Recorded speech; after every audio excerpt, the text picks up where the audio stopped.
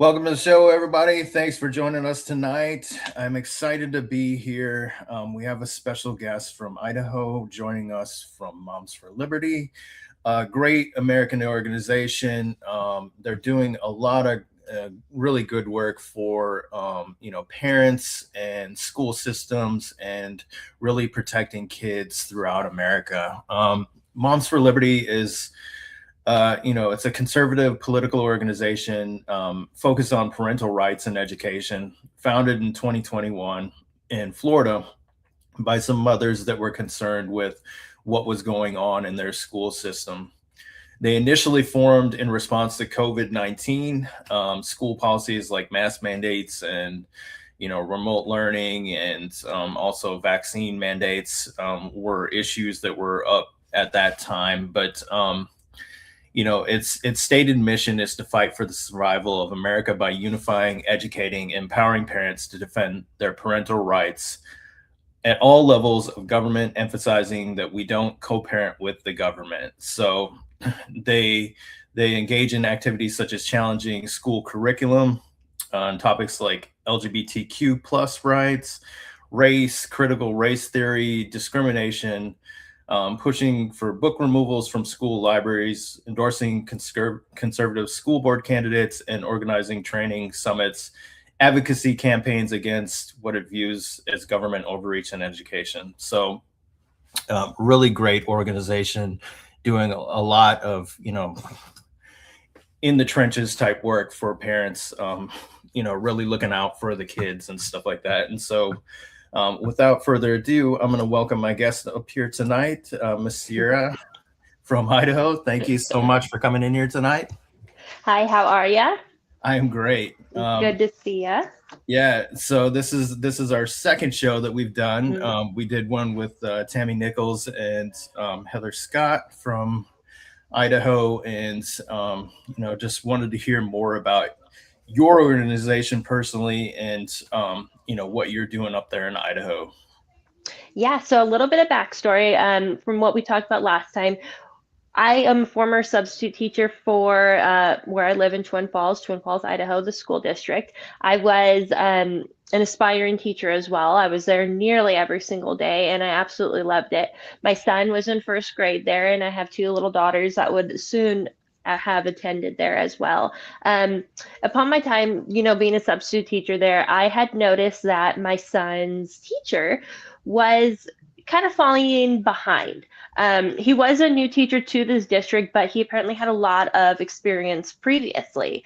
So I kind of was curious about that. I brought up my concerns, to the principal herself, and she told me, I'll just kind of let it work out, but we were getting a little further into the school year, and I was seeing what my son class was doing compared to the other first grade classes. And I thought, their class was pretty far behind what the other three classes were doing as their standard. So what I did was I decided I was going to look up this teacher's credentials. So I just typed his name into Google. And one of the things that popped up was the teacher's name, that he's a lover of cross-dressing and wigs. And of course, that startled me. It was a Facebook post. I just clicked on it. And from there, I was able to find these skits, so to speak, TikToks, and they were videos of him in his underwear, videos of him depicting touching himself to video game characters, some political violent ones as well, some that were a little weird to me because conservatives were depicted in them and they would get shot in the head. So what I did was I gathered all these videos and I sent them in to the school district anonymously.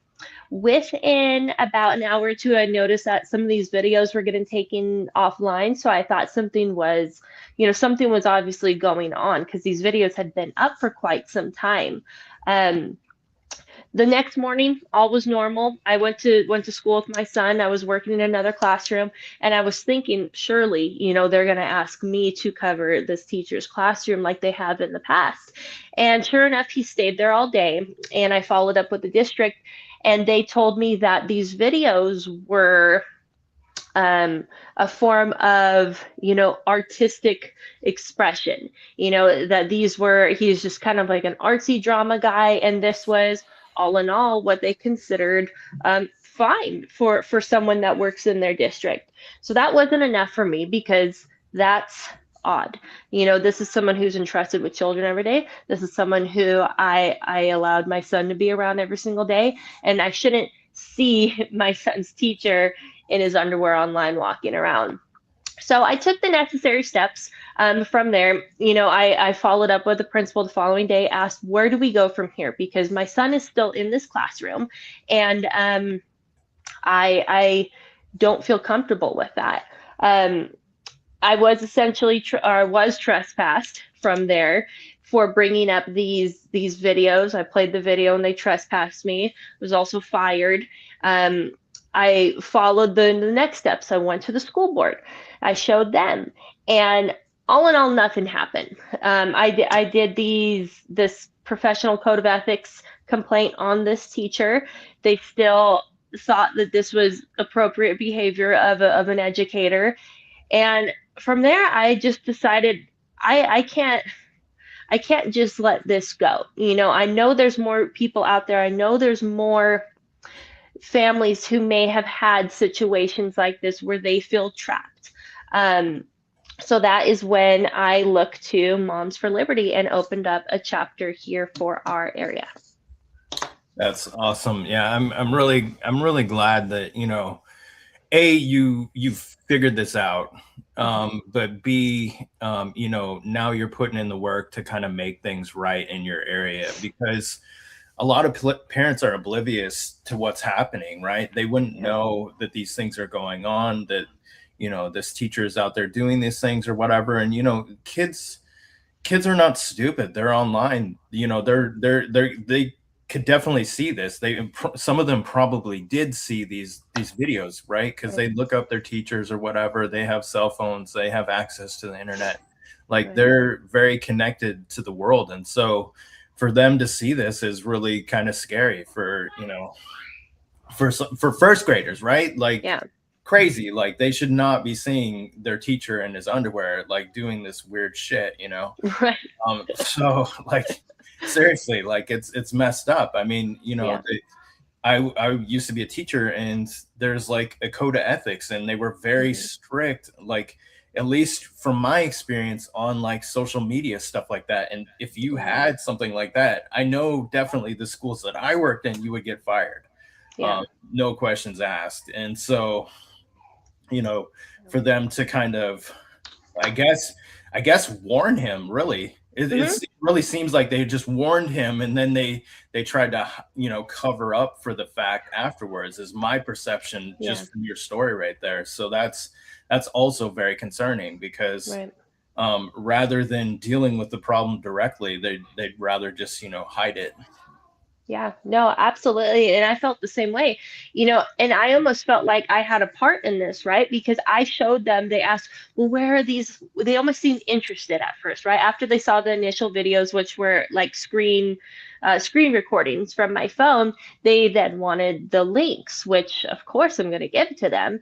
And then that's when all of these things started to disappear. So it's like, I helped this guy get rid of everything, and then at the same time, if these videos are not an issue, well, then why did you tell him to take them down? Because that it's not appropriate, and that that's not how you want employees in your district behaving. But it almost seems like these schools, they have such a hard time admitting or just having any sort of accountability. You don't have to admit that you're wrong, right? They're not in charge of who these people are outside of work. But taking the steps to reassure parents, saying, hey, we understand where you're coming from, and this is an issue. That would have just eased my mind a little bit, but it was the fact that I was treated like an enemy from the get-go is what was so concerning to me. Yeah, for sure. And I just want to welcome my co-host to the stage, Madeline. Thank you for coming in here tonight.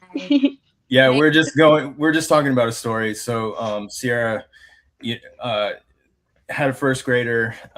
She learned about teacher's online social media or whatever, and he was posting pictures of himself in his underwear and like um, doing videos like skits of where he's, you know, like shooting conservatives and like doing all kinds of weird, like crazy Yeah. stuff. She brought it up to the school board, and she noticed that they started removing the videos or whatever, and basically what they were doing is warning the teacher, for my perception, warning the teacher, and you know, and then basically hit it after the fact, like they're just like, Yeah. oh, it's not a big deal. Yeah. So Yeah. that's when she got involved in Moms for Liberty. So Wow. Yeah. Crazy. first graders too, like for like first grade teachers, so very, very Yep. concerning stuff, and obviously probably against their code of ethics. I would hope. I don't know Yeah. Idaho specifically, but I can tell you right now that would be against Georgia code of Yeah. ethics for teachers. Inappropriate things to have online. They harp on that pretty heavily, but that doesn't mean it's not happening here in Georgia too, because I guarantee you it probably is. So Yeah. We were in Kentucky, and my daughter goes to preschool there as well, and her teacher told her she didn't like Trump, and my daughter has been like, my family does like Trump's events when he was running, and you know, my mom, she was like, my mommy works with Trump, like we love Trump, and her teacher like gave her, and it's like preschool, first grade. That's how is this coming up? And like that at that age, we just shouldn't even have politics entering the classroom. No, teachers shouldn't even be talking politics, let alone posting, especially. That's the other thing. Like, we should have a discussion about, like, I wish there was more discussion around if you're going to be a leader and a teacher for the young children, you should think about if your profile is private or public. I don't think you should be allowed to have a public social media page unless you're posting, you know, like you would want to be seen as a teacher. Yeah, no, absolutely. And that was, you know, a lot of these teachers ran to this teacher's defense, of course, right? And that was their big thing was, well, why were you looking up who is around your child? You're just looking for problems. And it's like that alone, like, do you understand that reasoning? Why am I looking up the stranger who is around my child 40 hours a week? That's your rebuttal to it. And plus, all of this was public. You know, I wasn't friends with this teacher on social media. I didn't even have social media at the time. So for me to just type in this teacher's name into Google and to find dozens of videos and posts and Reddit accounts and Twitter and, you know, every single account, is it just goes to show how chronically online this person was. And he wasn't under some stage name. He was under his own name with his face in the photos.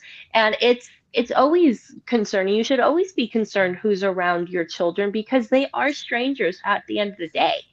So, you know, and then not to mention the fact that I was fired for bringing up these videos, but then they keep the teacher, right? And they transfer the teacher to another school.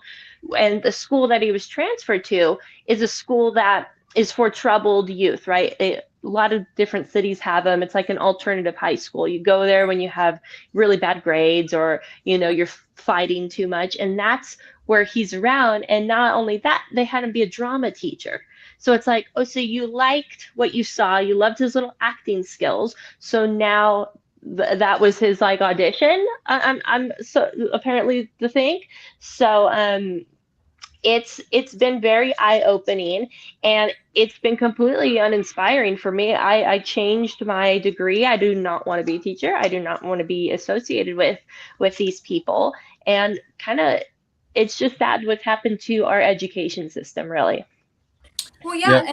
And real quick, like, I just want to say, when you go for a job interview, typically there's background checks for teachers. I mean, as a parent, there's background checks just on field trips, right? And so my whole thing is like, I think there should be a social media, you know, I think especially public schools, you owe it to the parents. You're giving over your child for that many hours a day. I think that they should have a social media, like there should be a way for them to look up everything on social media as well. And if they don't and parents find out, I think it's an automatic, like there's a lawsuit involved. I think there should be standards for teachers, especially for elementary, and I think even worse, like middle school, high school, because we know those kids are going to get on social media. And then that's also opening the door from what I have friends that have told me the biggest issue that, and they've had to like, they've actually went, they're like high school teachers, and they said their biggest fear is when they started to see like if there was a female, like, and she's married, she's very Christian, so it's not bad, but she's beautiful. And some of the boys would follow her, and she's like, I just felt uncomfortable, and I just went private and was like, I'm not gonna, because she's like, I don't even want my students following me, because God forbid if I like you don't want that. It's an awkward situation. And so, yeah, I think there's like these questions about if you choose that profession, if you're like a home ec teacher and you're like posting Pinterest, I'm not worried about that. And I don't think any mom is going to go up to the school mad about you posting like recipes online. If I see, a guy that's like transitioning into a girl, going to drag queen shows, your students are going to look you up. And I think there needs to be an ethics code for social media and teachers and students. Yeah, no, absolutely. And the sad part is that we do have one in place, but they apparently pick and choose on when they want to follow that. I did a records request of their hiring material for when they have these teachers on board. And I was looking through the slideshow, and sure enough, they have several slideshows talking about social media policy. And it talks about, having a private account, what you do on your off time. It does reflect whether you want to or not, because your name and blah, blah, blah, everything like that. But apparently it doesn't really matter at the end of the day. I really think their emotions outweighed what they were trying to do, because I think logically, them looking back, they can see where they went wrong with this. They immediately thought that I was an issue and that they had to shut me up quickly. And I think, sadly, if we had some sort of communication where they wanted the leverage with me to hear me out, hear my side, as opposed to when I showed them the video, they kicked me out of the office and they called the police on me and have me trespass. Like, you're not going to have any sort of resolution treating anybody like that, let alone parents who have children at your school. And especially a public school where these are taxpayer funded schools, we should have a say and we should have that open line of communication. But I was never once given that. And that's truly where everything will have its own downfall in the end. Well, speaking of holding them accountable, and so I have a video that you're gonna like this one too. She really holds them accountable here. I'm gonna bring it up here, but if you're watching and you have any questions or comments or whatever, please leave them on there.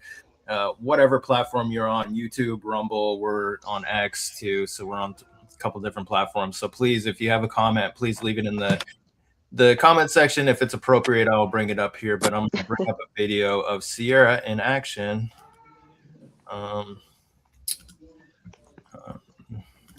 Here we go. All right. This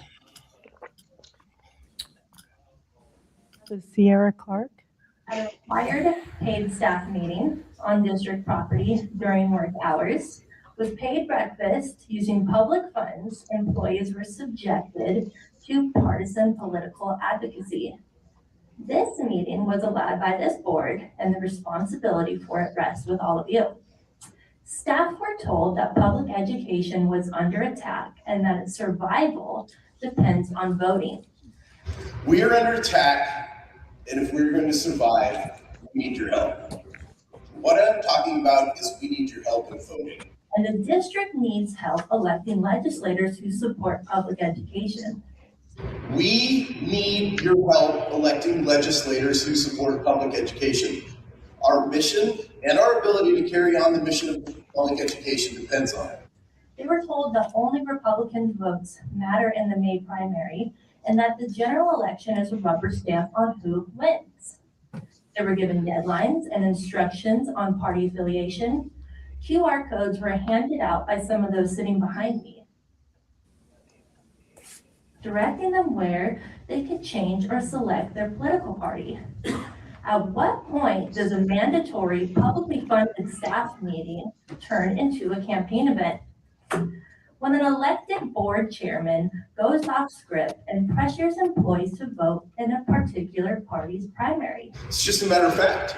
If you aren't affiliated as a Republican and you don't vote in the May primary, you will have zero say in who represents you at the legislature. The general election in November is just a rubber stamp of who wins in May. Reminds them that their votes can sway an election. You all sitting in this room are basically enough to swing the election. Throw in a spouse or a friend or two who hasn't historically voted, who you convince to turn out and vote, and I promise you, those of you in this room will control who wins our primary election in May and who governs us and who chooses which bills affect public education in Idaho. I promise you that. And urges them to recruit their friends and family while offering to personally advise them on candidates. So if you guys have any questions about who supports public education or who doesn't, I am at your disposal. So you can find my email on the district website very easily. This is electioneering using public resources. Unfortunately, there's quite a few who have managed to get elected to our legislature whose goals don't align with those of us who support public education. Now I have a trivia question. Let me give you a trivia question. Approximately 13,000 in district funds were used for that meeting. How many paper copies could have that paid for? Somebody throw me a number? Somebody throw me a number. Well, 325,000 classroom copies. Copies teachers are often told to ration. Now, disclaimers don't erase conduct. I'm not telling you who to vote or how to vote or who to affiliate with or anything. And Idaho law looks at authority, context, and effect. And the effect here was political pressure on a captive audience. There will be candidates running who believe in public education, and there will be candidates who don't. After the meeting, the chairman was recorded naming an elected official, telling staff to look up her Substack, calling her views insane and what we're up against. That confirms what exactly this meeting was. Okay, so what? Our legislators like to micromanage public education. How does this affect me and you, and why should we care? Okay, so what? Our district and our board members like to micromanage public education. How does this affect me and you, and why should I care? Well, you should care because public schools are not political forums and taxpayer dollars are not campaign tools. There's probably between 500 and 600 of you in the room here. So add a spouse and a friend, and you've swung every vote in this county.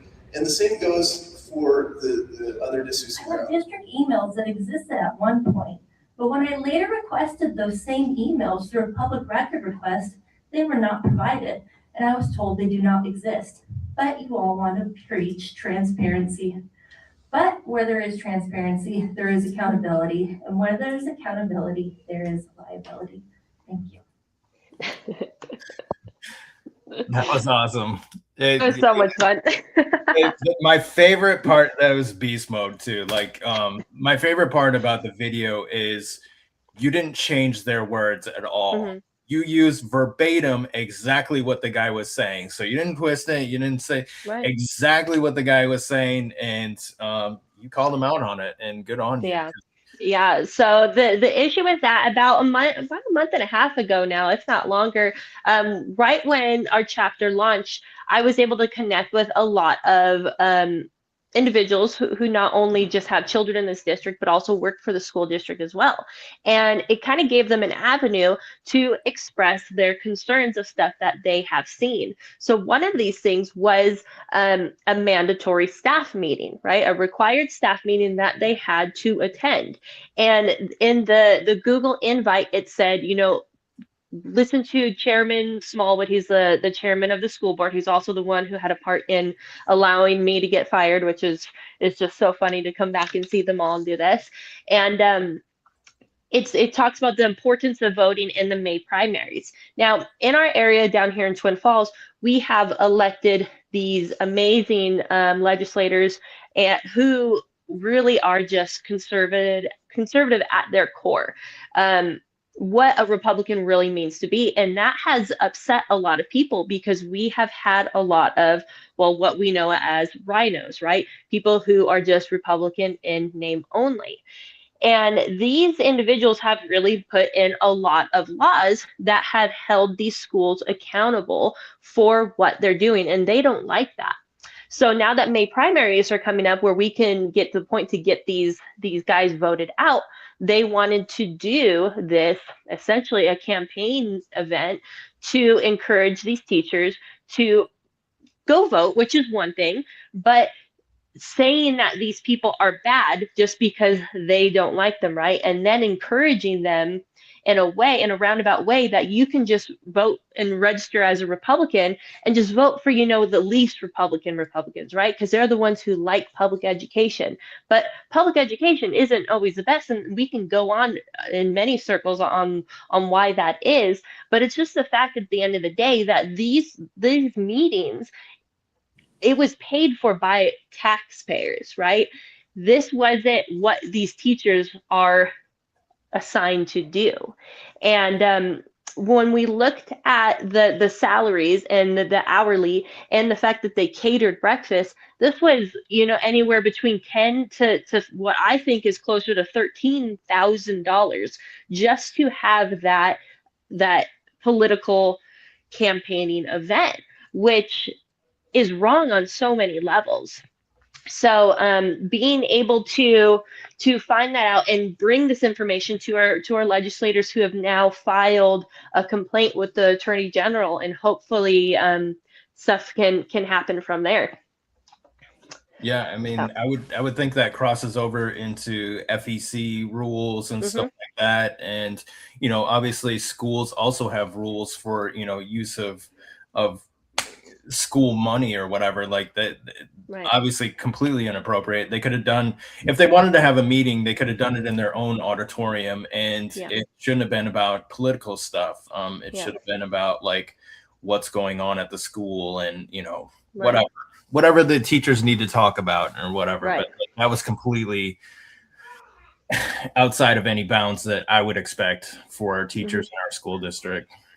Yeah. And then the fact that if they would have done this and it was optional and it was not on the clock, then that's entirely one thing. But it was the fact that you're requiring these teachers, right? So saying that they would have punishment if they didn't attend. And not only that, that we as Idahoans are paying for them to listen to that, and telling them, using words like swinging an election, and handing out where you can change your political party. That goes way beyond the scope of just educating them on the importance of voting, right? We all know by now that voting is important, but you're taking those extra steps to go in a roundabout way to get what you want as educators. And that's when it becomes an issue, because at that point it turns into, you're almost feeling like these teachers are feeling threatened, right? Saying you're under attack, your jobs are under attack unless you vote this way. And that's not an ethical way to go about things, because no one's losing their job.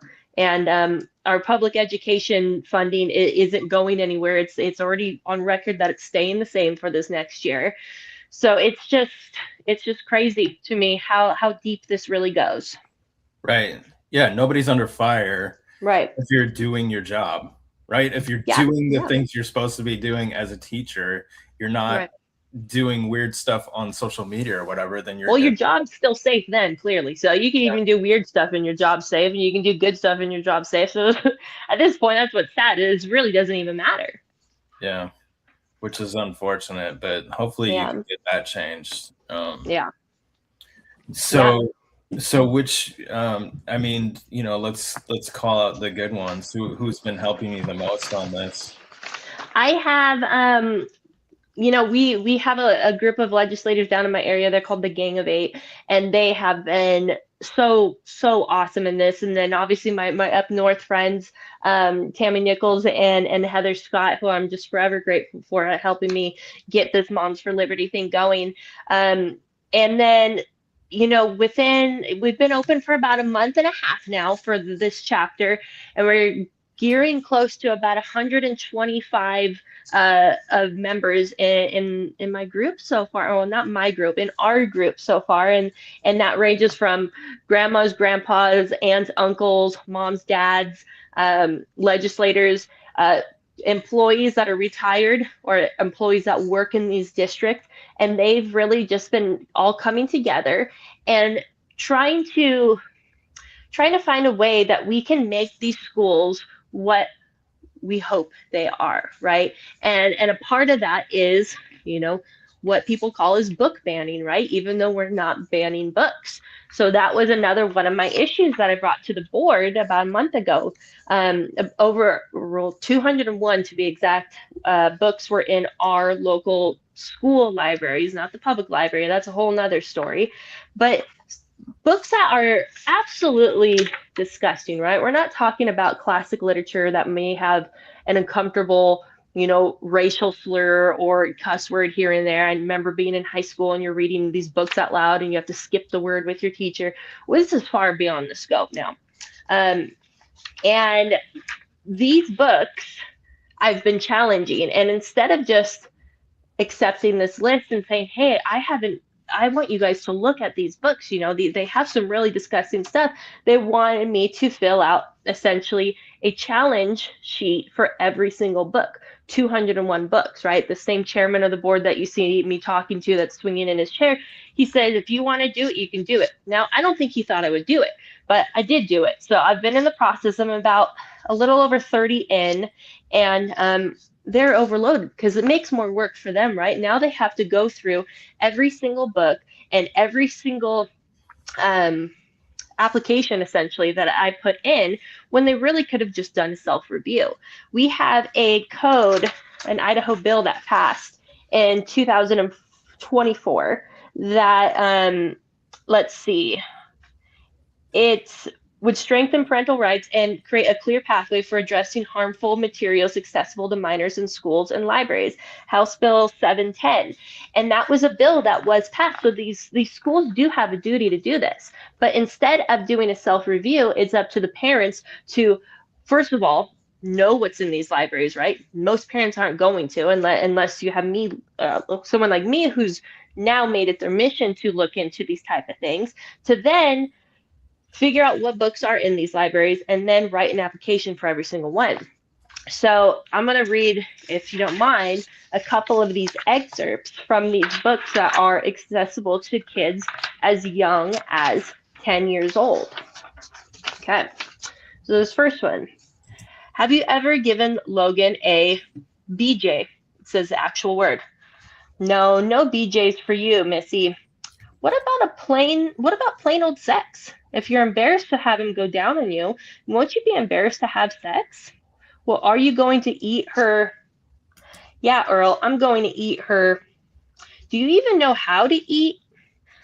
And then this other one, let's pretend I'm with you, big and all, getting ready to suck the right out of your, and it just, I could go on and on. And it's just absolutely disgusting. There's ones talking about sticking instruments inside of your area, boy and girl, and stretching it out. What are we doing with books like these in our libraries? And we have a local chapter here called, I don't even know what they call themselves, but they're the people who protest everything, right?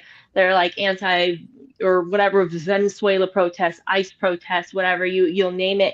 And they held over the weekend a banned book drive. So they requested banned book drives, all the books that are being challenged with the school district. Let's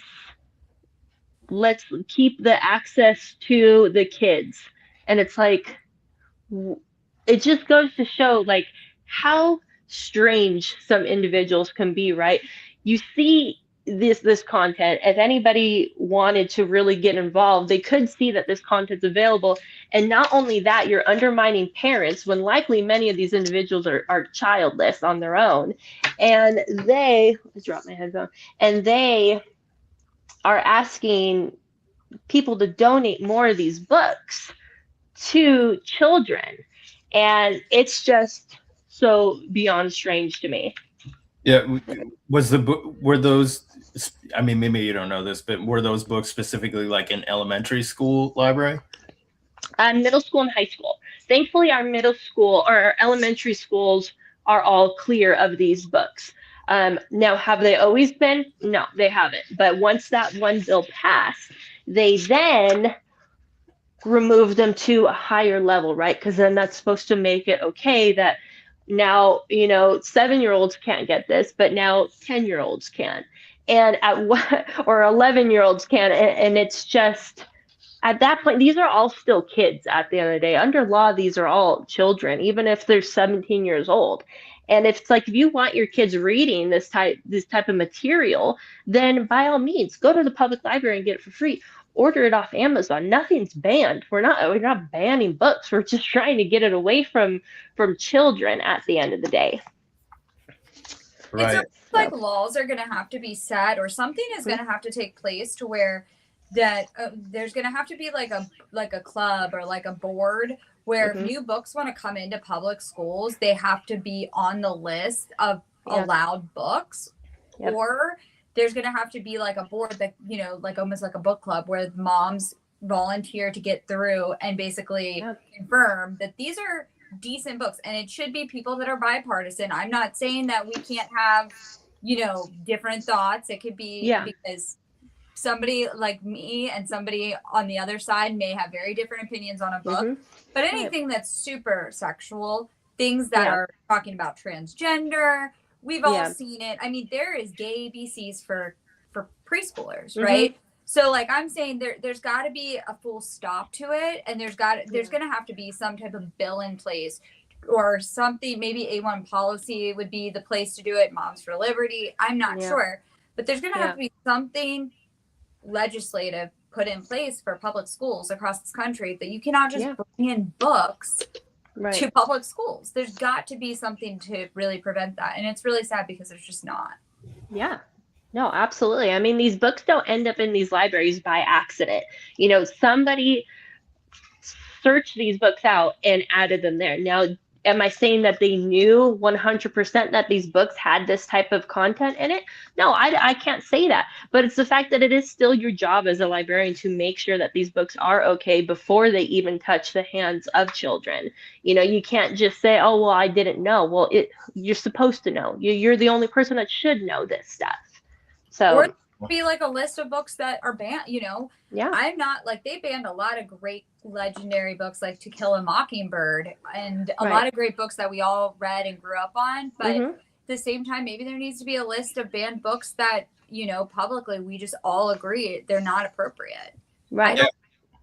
Yeah. Well, I mean, to be honest with you, the not knowing what's in the book is not a good excuse anymore. With AI and everything, you can literally scan an entire book or a series of books or whatever in seconds, and it'll tell you if there's sexual things in there. You can tell it to find certain things, so you know specifically if something was in there, and so that's not a good excuse anymore, in my opinion, because maybe that would have flown 20 years ago or something like that. But now with the technology that we have, I feel like along with your legislation, they could put that in place where it says that you have to like scan the book and look for specific things for in the the content that you're putting into the library.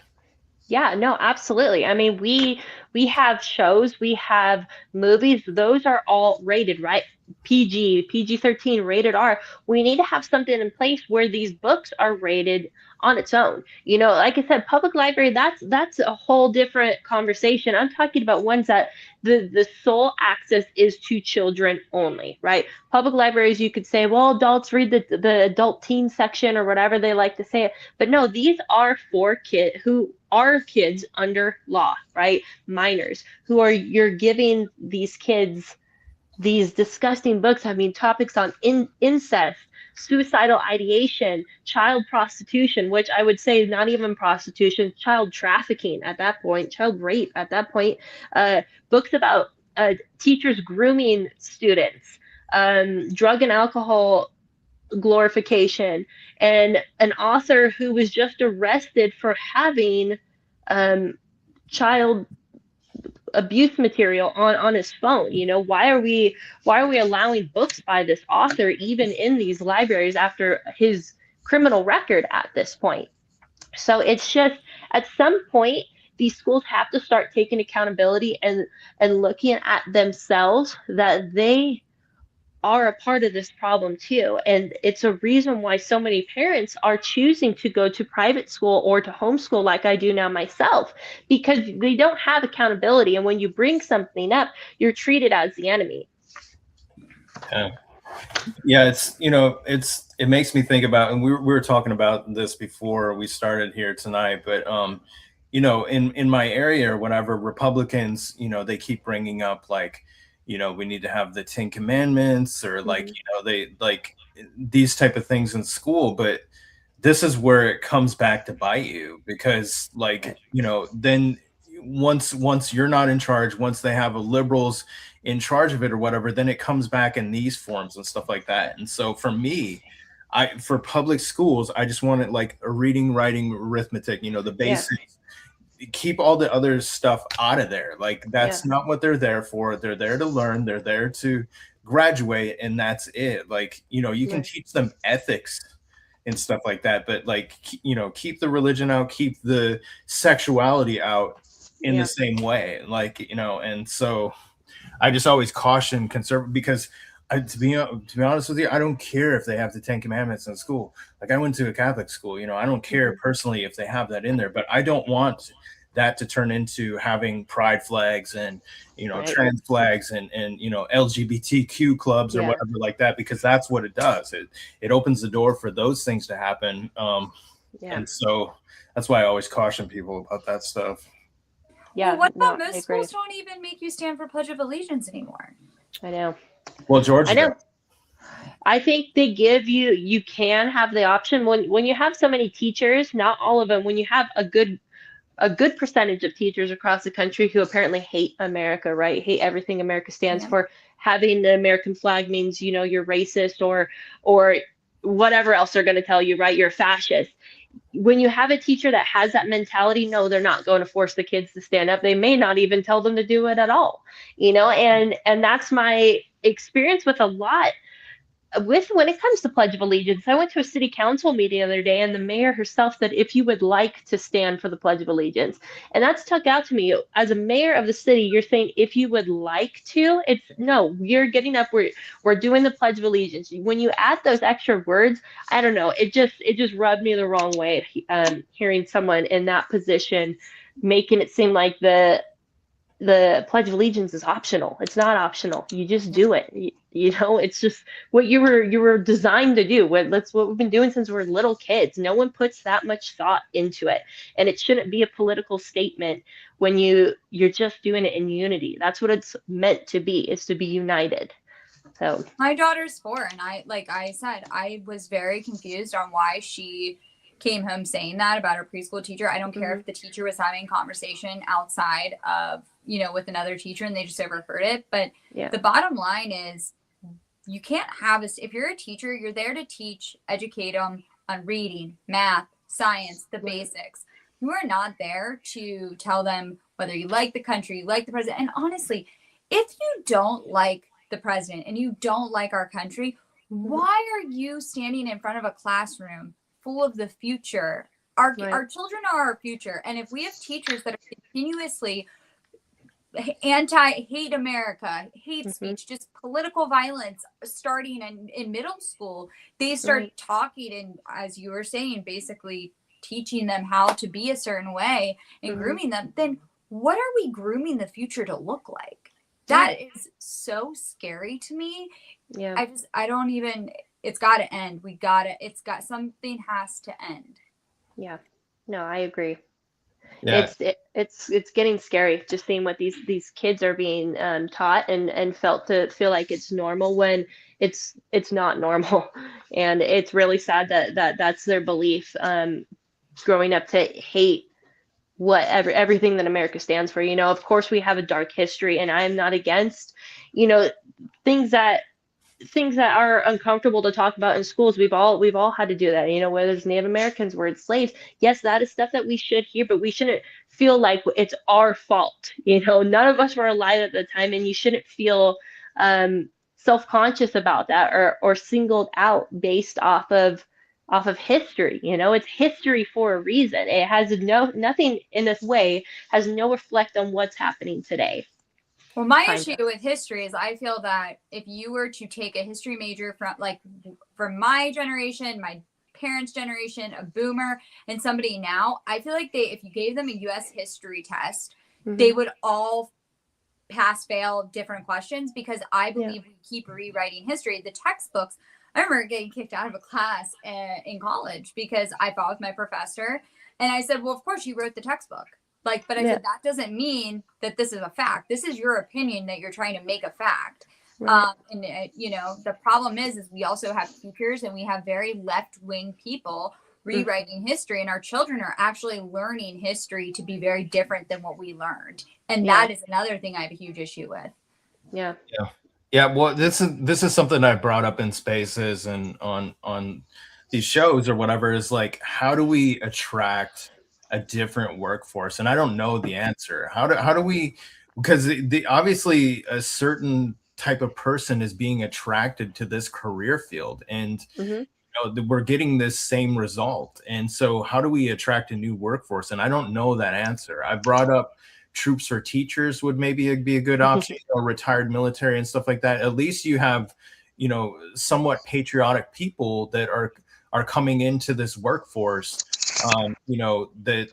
Most of them are going to be, very proud of the country that they served and stuff like that, I would think. So, that's one way, but I really don't know how to solve this, because, I too have a teaching degree, and I know the type of people that were in the classroom with me were very left leaning. And so I don't know why they're all attracted to that job field, but it's a problem, because this is how it's manifesting. And so I don't know that answer, but maybe higher ethical standards will deter somebody from doing that, or at least it'll keep them honest. What I find interesting is Christine Bish, speaking of her the other day, we were talking about education, and we were talking about my grandma. She's retired. She was a speech pathologist, has her doctorate in it. But her, she's Catholic, but she really enjoys going to the underprivileged school and like helping with the kindergarten and the first grade teachers. It's just like what she does now that she's retired, because as you get older, you're bored if you just are retired and sit at home, right? And she, me and Christine were talking about it, and she goes, what'd be great is if we basically gave older people or retired boomers an opportunity to go and volunteer at schools like that, and then they could get their taxes written off, because a lot of them are in retirement. So we talked about for Social Security, people are on Social Security to basically get the write-off, and that would be a great thing, because a lot of grandparents and as you get older, your innocence starts to come back, and you also are you're wiser than a lot of the younger people. So I think also having more oversight in the classroom. When I was growing up, there was always parents that volunteered and came in. You don't see that anymore, because there are all these crazy rules and regulations. I mean, the sad thing is, me and my friend were talking about it. We used to love like looking in the windows. Our moms would look in preschool, and you'd see your mom and you'd wave. You can't even, a lot of preschools and you can't even go in. You're stuck behind a door, and they have to bring you your kid, or you're in a line, because of, I guess you would know more than me, but I guess for security issues. And COVID really changed the game for that. Yeah, definitely. I could see sometimes with the security issues, but I get it. My daughter's in preschools also, and they line the kids up outside like rain or snow, and sure enough, they're all happy. They're happy to be outside. But yeah, no, it is different. And you used to have something called PTA, right? Parent Teacher Association, and you would go and you would be involved in these schools, right?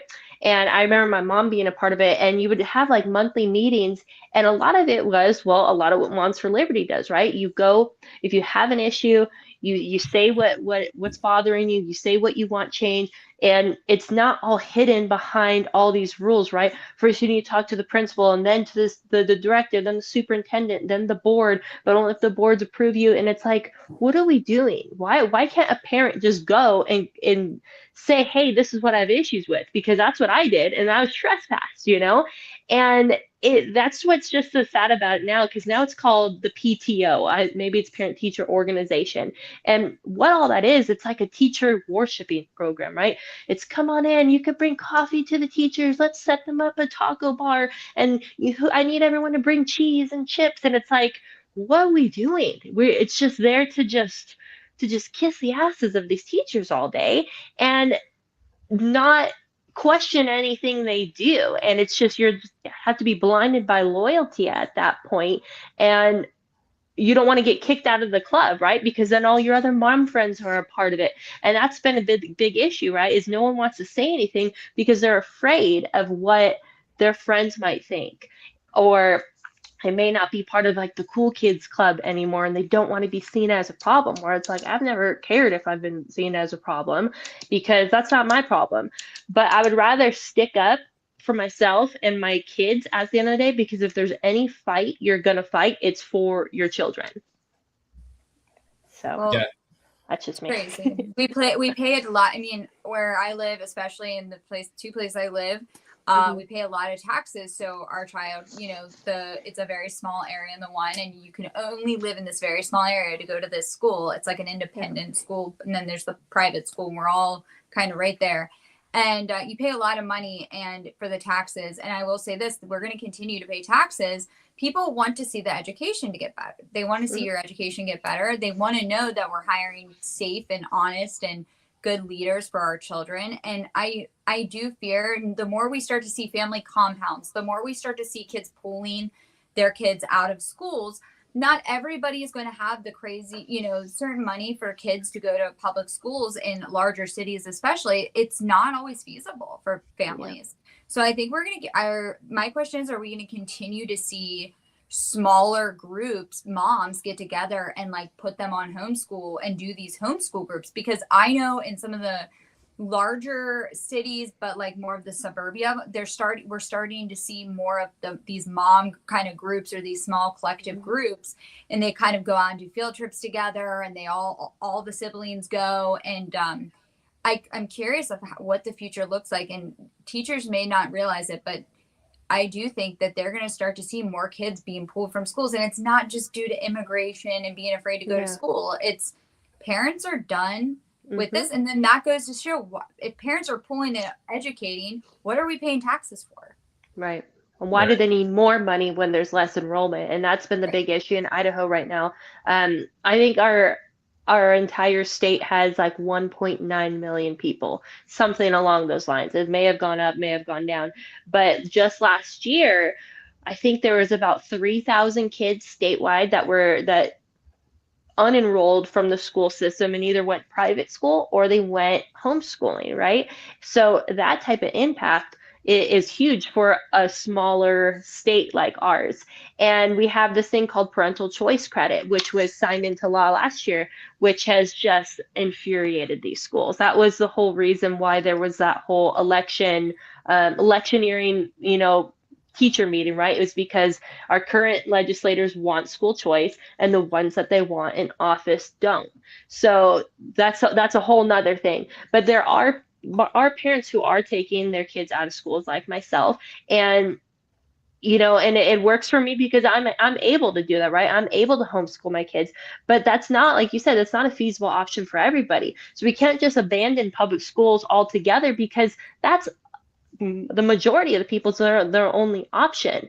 So we have to keep sticking up. I could very easily say, oh, my kids don't go there anymore, I don't care. But I want to help make these schools better, because what if my grandkids go to these schools one day? What if my niece and my nephew, when I have them one of these days, what if they go to these schools? And I wouldn't feel comfortable with the way that these schools are handled now to send them there. So well, they also that's the future generation. So if we don't invest in it, and I understand that, I guess I was bringing up, there is a lot of pushback with taxes, a lot of issues with school boards, things like that, because people are like, why are we increasing the budget here when not seeing an outcome that's no one's achieving anything here? And so that's another thing that's causing a big divide in cities and in states and with the parties, and that sucks. It's just a whole, I feel like education is it's like healthcare. I feel like there's a whole, it's so broken we've let it get so far that you don't even know where to begin. And unfortunately, I think kids are growing up really fast because of social media. And I think social media is going to play a huge, at some point, we're going to have to get some rules, regulations around social TikTok, because TikTok is, I've never seen so many little kids in like crop tops and like it's weird dance. It's weird. And I'm like, I don't even get on TikTok like that. And I'm just like, I see little girls, I'm like, you know, at the town center shopping, and I'm like, why are 10-year-olds like taking, I see them at the pool in like little bathing suits. And I'm like, I cannot imagine. Can you imagine looking back in life and from the time you're like 8 years old, there's bikini videos of you dancing? And I'm thinking, my daughter, like, I'm not gonna be able to stop it because she's gonna go to the pool with her friends. You can't watch them all the time. Right. But I'm like, that's a video public for the rest of your life. There's gonna be my 10-year-old dancing on a TikTok. Like, that's mind blowing to me. I know. And there's so many weirdos out there too that will save those, right? And that's what's the most terrifying part, is you don't know who's watching those videos at the end of the day. It's so gross. I know social media has really, of course, it's helped a lot of things, but it has ruined so many things. And I think that's why we see so many, it is why we see so many teacher scandals coming up, is because social media. You didn't know what your teacher's first name used to be back in the day, and now you know where they live, how they vote, how they dress, where they drink, where they eat. You know way too much. In my case, you know what kind of underwear your child's teacher's wearing, and it's just like, what is going on? And that's where I'm starting to think, like, and I get it, there's like a freedom of speech, there's this, but you also have to ask, like, if you're in sorority, if there's photos of you from like college where you're just getting trashed at your sorority party, and then you're gonna go teach a bunch of like high schoolers, I just don't know if that's like what we should be allowing. Should you have to have a private account? Like, if I was a teacher, I would not want my whole life, because how are students supposed to respect you? Instead of they look at you like a peer instead of looking at you like an adult. Yeah, absolutely. Yeah, well, it's funny because from that video or whatever that we played, the whoever it was, I don't know if he was a school board, whatever. Oh, the chairman, the chairman of the board. Okay, like he was saying that they're under attack. Well, no, you're not under attack. You're being held accountable for the things that you're doing. If you were doing the right thing, if you were just teaching and taking care of kids, then you would not be under attack. You would have zero issues because nobody would be coming after you. No. Yeah, you might have a parent that's frustrated with a teacher or whatever, or like they don't like, but that's like, these are like one-offs. Like these are not big issues. You wouldn't be under attack if you were doing the right thing, and they have the opportunity to do the right thing, but they choose not to. Obviously, in your case, with the first grade teacher, they choose to kind of handle it in-house and in very like not ethical ways, in my opinion. So they wouldn't be under fire then. Yeah, that's a majority of the issue, right? Is people are just finally they're getting tired of paying into a system that's just not working any longer. And these schools get so much money and it's never enough, right? It's always, we're always underfunded. That's the excuse for everything, is, we don't have enough money. But it's just, you could give these districts $1 billion and they'll find a way to say that it's not enough money. And at what point do we start looking at these teachers if our state test scores don't start getting better? I've seen anywhere between 30 and 40% are proficient on grade level for the state of Idaho. And that's a failing grade, and at what point do we look at these teachers? If you were bad at your job in any other scenario, right? You work at Costco, you work at a banker, you work as a construction worker, and you are not putting out a good product, you'd be fired. We got to start looking at, are these teachers actually teaching? Like, why are these kids so behind on the grade level? It's sad, because I know when I took my kid out of school and we've done homeschooling, I saw him go from what they call tier 3, bottom struggling, to now he's at what they would say tier 1. And that was within a month and a half of teaching him, right? And I get that, I'm able to do that one-on-one. So obviously that's going to help more. But then maybe you need to have smaller classroom sizes so you can give these kids more one-on-one support. So there's just, you don't even know where to look to begin to try to improve these schools, because it always comes down to they want more money. And if you question it, well, then you hate public education, right? You want to just only fund Christian schools because you're a Christian nationalist. It's like they have a comeback for everything, and it's just, you just get tired of it, honestly. Yeah. What about turnover rate? Like, one thing I can say, I went to a pretty good school growing up. My sisters and I did, and I will say that one of the things is about this school is it's K through 12, but it separates the high school. Like, you go to 6th grade, and then once you're in 7th grade, you're on the high school side. The rest is elementary to middle school. But I guess my question is, we always had a lot of the same teachers and community. And even when I talk to friends in public schools, back in the day, teachers were very much, they might move around classrooms due to class sizes, like, from 1st grade to 2nd grade, whatnot. But one thing I do recognize now is that there is a lot of turnover with teachers, and some teachers and kids, like, they do better with other teachers. And when you don't have those teachers that you've grown this relationship with over the years, that also can play a big part in the school, because when you have the same teachers there, they get to know the school, they get to know the students, and they can also call out what's wrong.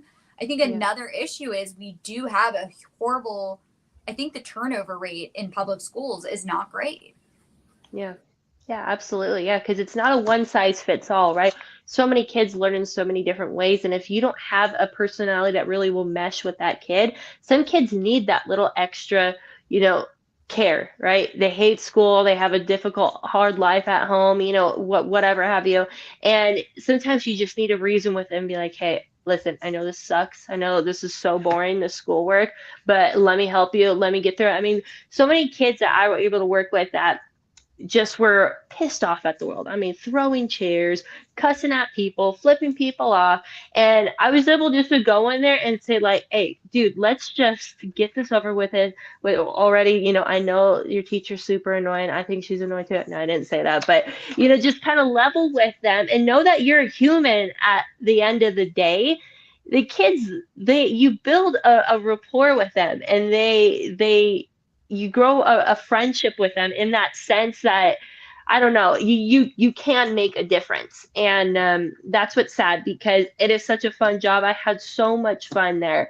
I loved being there every single day, and my heart was broken when all this happened, knowing that I would never see these little kids again. But now I just continue to fight with them, even though they've probably all forgotten about me by now. Well, yeah.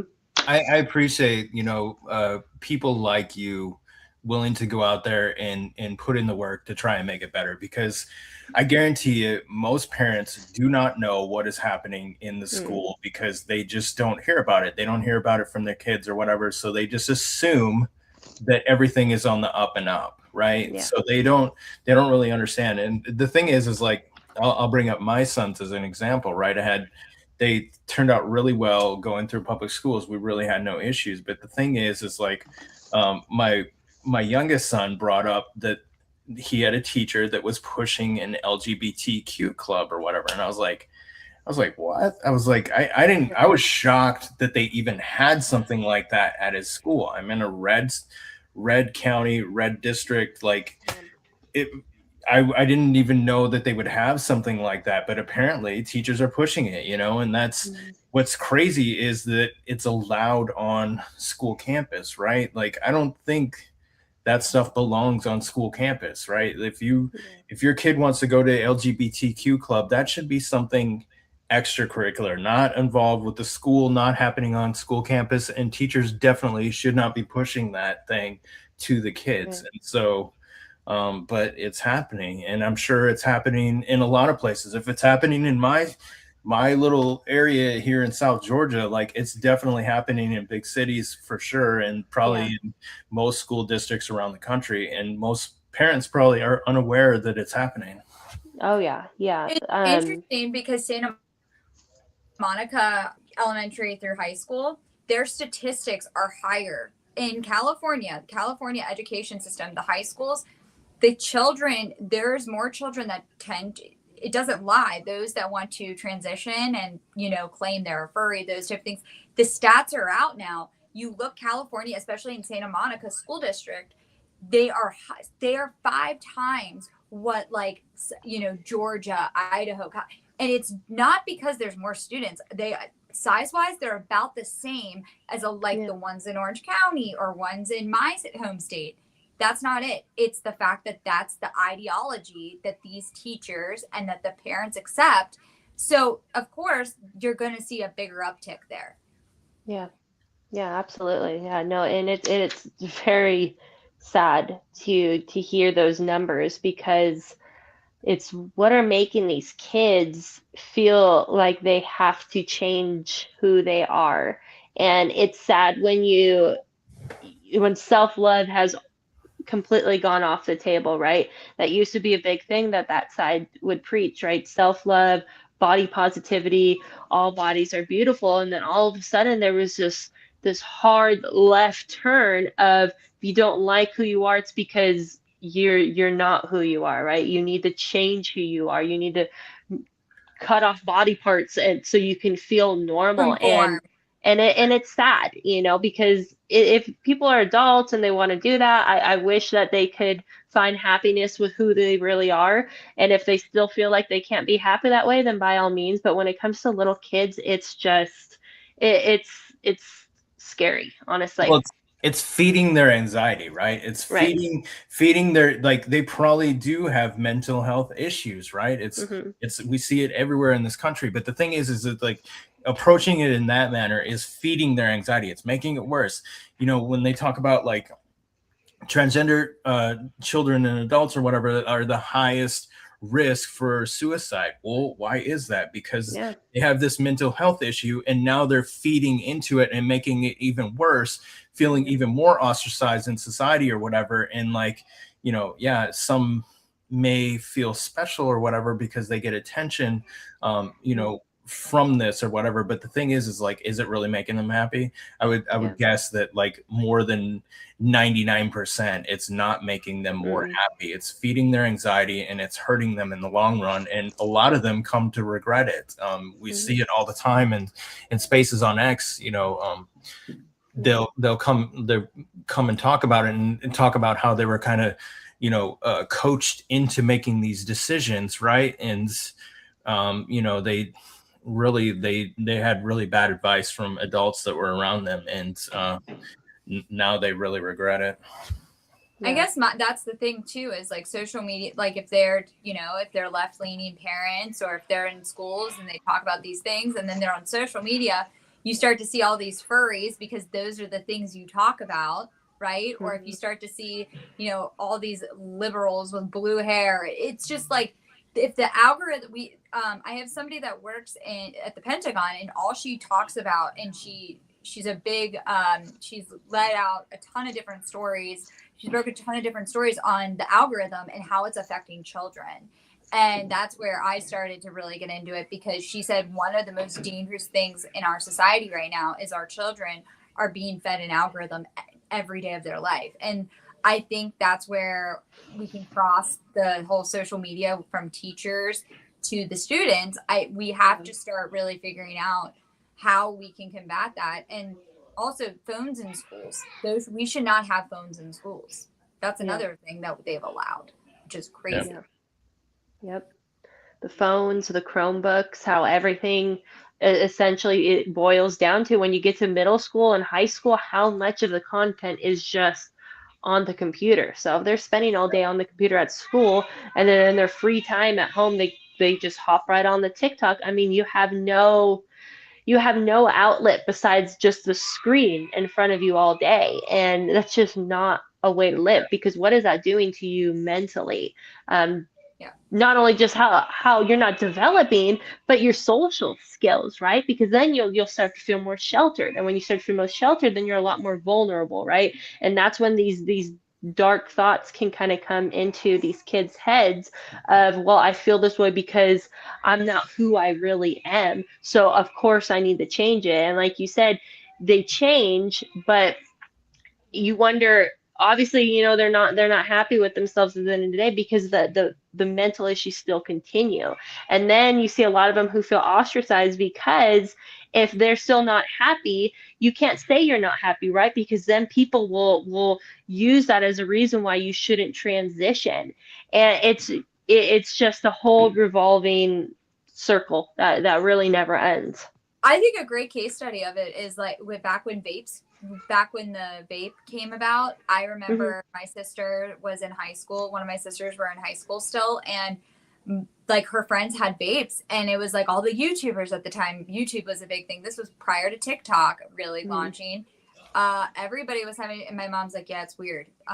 The parents kind of lost control because basically every kid had one. You almost like could not stop your kid from vaping. And I'm like, that there was even at the private schools, the private schools were saying kids were going into the bathroom and like setting off the fire alarm because they were vaping. So there were so many kids consistently throughout the day coming into vape. Wow.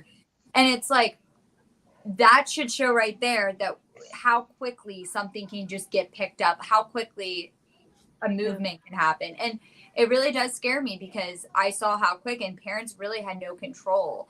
And you can hear it today. People talk about it all the time. The Gen Z, everybody is either has a vape or is zinning. And that's another whole, like, it goes back to the books, it goes back to teachers, and it goes back to the parents. If we have to punish our children and, we have to punish our kids, why are we allowing our kids to walk around the vape? I remember my sister brought one, and she's like, everyone has one. I threw it out the window of my car, and she's like, what? And I was like, yeah, you're not going to vape. It's like, if you're going to have a vape, I was like, it's not even cute. And it was back, it was the Juul, there was like pieces for them. They were cute. She didn't even really hit the vape. It was just the whole idea of holding it. Yeah. And I'm like, I said, Ella, this is bizarre. And I just threw it out the window. I was like, no, that's crazy. I know.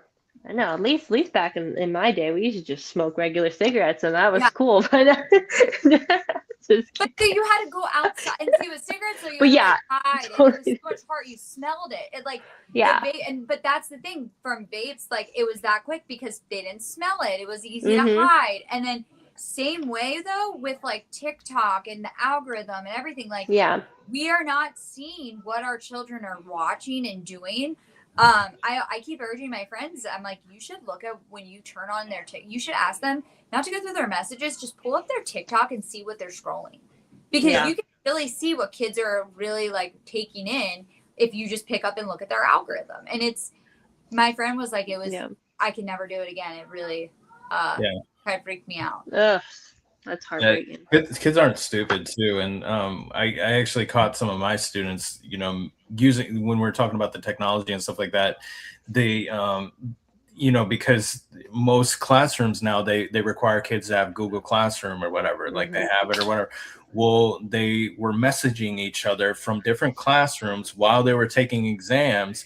And because Google Classroom is allowed on their Chromebooks or whatever, they were feeding the answers or what, like I call them basically. But like kids are super smart, and they're going to find a way around this stuff. And so that's another. Go ahead. How do you think AI will play into that? Like, I feel like I would never write a paper again. Like, you could just literally have AI write. Like, will kids ever really learn to write like a term paper, a book report? Because nowadays you can just go on to Grok and say like, write me a book report. Like, how are we going to know that students are actually writing their reports? So there are systems that can tell if it's been written by AI. But it's pretty accurate. But that's one of that's what college professor, because I was an adjunct college professor. But so you can run it through there or whatever, and it can tell you with a great deal of certainty how much of it's been written by AI. So that's one way. So you can actually use the AI to determine if AI is used. Plagiarized or not. Yeah. But then it wonders, like, can you tell an AI, say, hey, how can you write my book report without it being detected by AI, and then have it dumb it down a little bit, But yeah, I mean, there's definitely still ways to I'm sure go around it. Like, as a kid, I remember like when you finally had to write your first paper and you had to remember when you learned to cite your sources and all those things. Now Grok does it for you. ChatGPT. Yeah. So like, regardless, like you know, one of the hardest parts that sucked was you had to go through, you had to Google, you had to read, you had to highlight, you'd have to print it, highlight it, and then you'd have to really cite your source. And that was a whole part of learning. And my big thing as a parent, and as parents, we all need to figure out, how are we going to actually like keep our children learning that way? Because or maybe they're never going to learn that way. Maybe it's going to be a completely new world where they're just, that's what it is. But then will kids ever even read a full book, or are they just going to read the Cliff Notes? Oh yeah. We used to have Spark Notes back in the day. Notes, yes. Right. And that was like the coolest thing for me, because I was like, oh, perfect. I don't have to actually read these books, and you still have to read a lot of it, right? It would kind of summarize it, but you'd still have to do a fair amount. But yeah, now with AI, you could be just, hey, write me a book on, you know, whatever, the Call of the Wild or whatever we had to read back then. And yeah, you definitely have a lot more resources. Because I don't even think we had laptops. Maybe I'm that old. was the worst. You would get on Spark Notes, and it was like the teacher read the Spark Notes and purposely came up with questions that were not on the Spark Notes. Right. And you wouldn't know. Yeah. Yeah, you'd be like, I gotta read it. This is maybe I shouldn't tell this on here, but this is a funny story. So when I was in junior high, right? We had junior high back then, not middle school. So I was in junior high, and we had this teacher that would allow you to do book reports for extra credit. Well, I figured out somehow that he wasn't reading them. Figured out that he absolutely was not reading them. And this is back in the day, like we wrote cursive. And so I wrote a cursive looking book report, and it was complete gibberish. It was complete. There's no words in there. Like, it was complete gibberish, and I got an A for it. And I figured out that he wasn't reading them, and so I wrote a gibberish book report, and I still got an A for it. So that is so funny. Yeah, but I could get it. I mean, reading those book reports, God, could you imagine going through every single one and reading kids writing? And that's a lot. That's why I liked working in elementary, because when you would, you know, grade their work, it's very, you know, simplistic, right? Especially for the younger kids. It's like, oh, you wrote for number 2. Cool. You know, and it's like, you got to move on. But yeah, that's a different deal up there. Well, Cierra, we've had you here for about an hour and a half. Yes. So where can people find you? Where can they subscribe to you? What are the big things that you got going on for Moms for Liberty? So you can find me on X, M for L Twin Falls. And then also if you go for momsforliberty.org and you just look up your local chapter, if you wanted to get in contact with me, you just look at the Twin Falls County, Idaho chapter, and you can find all my information on there. But then you can get involved with your own local chapter, or if you do not have one, you can start one yourself, and I promise you would not regret it. There's the people you meet, and try and find a way to make a difference every day. It's priceless. So yeah, that's about it. Yeah, no, I appreciate you coming in here. I appreciate you sharing your story, because it probably resonates with a lot of parents, and you know, and it raises awareness too, because now a lot of parents are probably going to look into this, you know, and make sure that things are on the up and up, and they may find some things that shock them. And yes, look up your child's teacher. They're strangers. Always look up anybody around your children. I don't care who they are. Look up their doctors or dentists, whatever they may be. So look up their social medias, get in touch with your Moms for Liberty chapter in your area, and that's a good way to hold them accountable, even though they may not be getting held accountable by the things that we're paying to hold them accountable. So exactly. But you know, this is a good way to get involved and to see what's going on, and you know, to help the system. Yes, I agree. So follow Cierra, Moms for Liberty, Twin Falls, Idaho. Follow her, subscribe to her on YouTube. She's got a YouTube channel. I played the video from there, and I dropped it in the chat there. So thank you so much for coming in here and sharing your story. Thank you so much for what you're doing for our kids, because a lot of parents need public school. Like, they don't have the option. Private school, they don't have the option to homeschool. They need public school. And so we need it, and we pay for it. So we need it functioning well. So thank you for what you're doing to try and help the system out. Yes. Thank you guys so much. It was great talking with you. Thank you. Yes. Bye. Okay. Thank you guys. Bye. All right, there you have it. Cierra from Moms for Liberty, Twin Falls, Idaho. Awesome guest. I really appreciate the work that she's putting in up there. Hopefully it raised some awareness to some of you that are listening. And, hopefully, if you have kids that are in school currently, you can kind of get some ideas of how to get involved, look into what's going on at the school, and also, to hold teachers accountable and hold school districts accountable, because we pay for it. So with that being said, thank you so much for those that commented, reposted, shared, liked. Thank you for joining us on YouTube, X, and Rumble. I appreciate y'all, and you have a good night.